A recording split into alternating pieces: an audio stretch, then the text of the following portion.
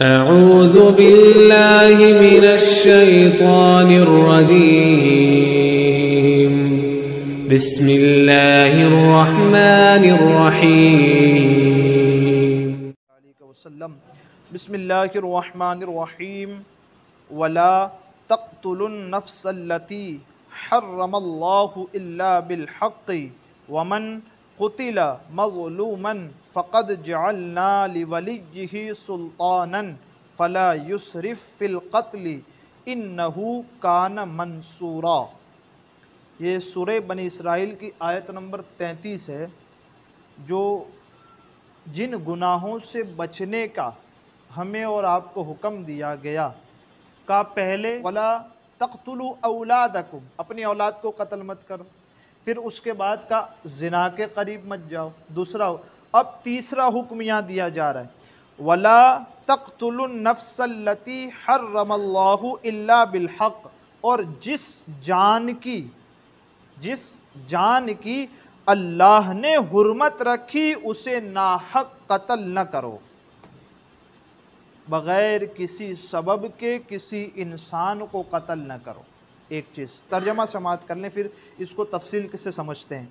وَمَن قُتِلَ مظلوماً، اور جو مظلوم ہو کر مارا گیا، جس نے کوئی گناہ تو نہیں کیا تھا لیکن مظلوم ہو کر مار دیا گیا، فَقَدْ جَعَلْنَا لِوَلِيِّهِ سُلْطَانًا، تو ہم نے اس کے وارث کو قابو دیا ہے، فَلَا يُسْرِفْ فِي الْقَتْلِ، تو وہ وارث قتل کا بدلہ لینے میں حد سے نہ بڑھے، یہ بے شک اس کی مدد ہونی ہے۔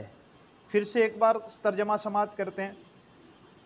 جس جان کی اللہ نے حرمت رکھی اسے ناحق قتل نہ کرو، اور جو مظلوم ہو کر مارا جائے، قتل کر دیا جائے، تو ہم نے اس کے وارث کو قابو دیا، جو اس کا وارث دار ہے اس کو قابو دیا۔ کس چیز کا قابو دیا؟ تو وہ وارث کے قتل کا بدلہ لینے میں حد سے نہ بڑھے، بے شک اس کی مدد ہونی ہے۔ یہ اب یہاں پر خاص طور پر انسان کی جان کتنی عظیم ہے اور اس کو قتل نہیں کرنا، اس کی اہمیت کو اجاگر کیا جا رہا کہ انسان کو ناحق قتل نہ کر دو، ایسے ہی سمجھائے انسان کو مار دینا، انسان کو قتل کر دینا کا انسان اللہ تبارک و تعالیٰ کا نائب بنا کر بھیجا گیا اس دنیا میں۔ دوسرا، اس کے ساتھ انسان کی عظمت اتنی ہے کہ انسان کو رب نے اپنی عبادت کے لیے بنایا، تو اس لیے اس کا ناحق قتل نہ کرو۔ اس کی ایک حرمت ہے، اس کی ایک عزت ہے، اور عزت کتنی ہے؟ وَلَقَدْ كَرَّمْنَا بَنِي آدم، کہ انسان ہی ہے جس کے سروں پر ہم نے کرامت کا تاج رکھا ہے، انسان ہی ہے جس کو ہم نے بہترین شکل و صورت پر پیدا فرمایا۔ لَقَدْ خَلَقْنَا الْإِنسَانَ فِي أَحْسَنِ تَقْوِيمٍ، کائنات میں سب سے اچھی شکل اور صورت جسے دی گئی وہ انسان۔ تو یہاں پر انسان کی جان جو ہے نا، اس کے بارے میں بتایا گیا دو چیزیں۔ ایک چیز کیا کہ انسان کو یا تو کوئی اور قتل کر دیتا ہے، یا تو خود وہ اپنی جان کو قتل کرتا ہے۔ کیسے؟ آتم ہتیا کرتا ہے، وہ ہے نا، سوسائڈ۔ اس آیت کے ذریعے سوسائڈ بھی حرام ہے۔ انسان کو بنایا کیوں؟ کہ عبادت کرے اور پھر ہماری ہمیشہ کی جنت کا حقدار ہو جائے، ٹھیک ہے، لیکن اگر وہ عبادت کے راستے پر نہ آ کر کے اپنی جان کو خود ہی قتل کر لے گا تو حرام کام کر کے ہمیشہ کی جہنم کا ایندھن بن جائے گا، یہ ہے۔ اور دوسرا کہ ہم کسی کو قتل کر دیں، آج اگر وہ برائی میں ہے، ہو سکتا ہے کہ اس دن کے بعد وہ اچھائی کی طرف آتا، ہم نے اس سے پہلے ہی اس کو قتل کر دیا، تو ناحق کسی کا قتل ہوا۔ اس کے بارے میں یہ انسان کی جان کی جو اہمیت ہے اس کو اجاگر کرتی ہے کہ کسی انسان کو قتل کرنا یہ شدید گناہ کبیرہ ہے۔ ہاں، کچھ صورتیں ہیں جس کے سبب انسان کو قتل کر دیا جاتا ہے، وہ کون سی؟ قصاص کی، خون کا بدلہ خون۔ بہت ساری آیتیں ہیں قرآن مقدس میں ایک ہے یا ایھا الذین آمنوا کتب علیکم القصاص فی القتل الحر بالحر والعبد بالعبد والانثى بالانثى فمن عفی لہ من اخیہ شیء فاتباع بالمعروف واداء الیہ باحسان. یہ بیان فرمایا گیا. یعنی پہلے ایسا ہوتا تھا کہ کسی نے کسی کو قتل کر دیا تو قتل کے بدلے میں کس کو قتل کرنا ہے؟ کہا جس نے قتل کیا اس قاتل کو قتل کرنا ہے. لیکن ہوتا یہ تھا کہ ایک خاندان کو قتل کر دیا جاتا، اور آج بھی ہوتا ہے نا. آج گجرات کے اندر یہ تو پتہ نہیں چلتا، لیکن چلیں یو پی میں، بہار میں، جو اور جہاں غربت زیادہ ہے ان علاقوں میں چلے، کسی خاندان کے ایک فرد کو قتل کر دیا جاتا ہے تو اس کے بدلے میں پورا خاندان کسی کا قتل کر دیا جاتا ہے.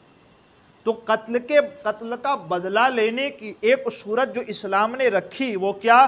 کہا تمہارا اگر آزاد بندہ قتل ہوا ہے تو وہ قاتل ایک ہی مارا جائے گا جس نے اس کو قتل کیا، اور کوئی مارا نہیں جائے گا. اگر اس کا دانت توڑا گیا تو اس کا بھی دانت ہی توڑا جائے گا. دوسری جگہ پر یہ بھی آیا ہے اگر اس کا ہاتھ کاٹا گیا تھا کہ اس کا بھی ہاتھ ہی کاٹا جائے گا. اپنے طریقے سے نہیں لے سکتا. اسلام نے اس کی کچھ حدیں رکھی ہے قتل کے سلسلے میں. یہ اصل میں آپ کو لگ رہا ہوگا کچھ نیا ٹاپک ہے، کچھ نیا ٹاپک نہیں ہے. یہ معاشرے کے اندر جو برائیاں پھیلتی ہے اس کا ایک سبب یہ بھی ہوتا ہے کہ انسان یا تو خود قتل ہو جاتا ہے یا کسی اور کے ذریعے قتل ہوتا ہے. کہ جب یہ قتل ہو تو کئی دنوں تک اس کے سبب سے معاشرے کے اندر برائی رہتی ہے، لوگوں کے درمیان اس کی باتیں چلتی ہے، اور آخر میں یہ ہوتا ہے کہ اس کے خاندان کو سوسائٹی چھوڑ کر دوسری جگہ چلا جانا پڑتا. اور بے شک انہو فلا یسرف فی القتل انہو کان منصورا، یعنی بے شک اس کی مدد ہونی ہے. یعنی ولی یا مقتول مظلوم کی یا اس شخص کی جس کو ولی ناحق قتل کرے.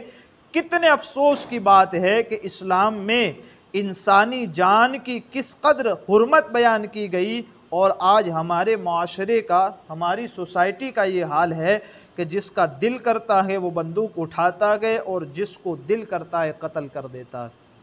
کہیں سیاسی وجوہات پر قتل کر دیتا ہے. سیاست ہے تو سامنے والے پارٹی کو گرا دو، کہ پارٹی تو نہیں گر سکتی، بندے ہی کو گرا دو. یہ چیز کہیں علاقائی تعصب کی بنیاد پر، اور کبھی صوبائی تعصب کی بنیاد پر، کبھی ذات کی تعصب کی بنیاد پر. یہ تو آئے دن انسان کا قتل ہو رہا ہے.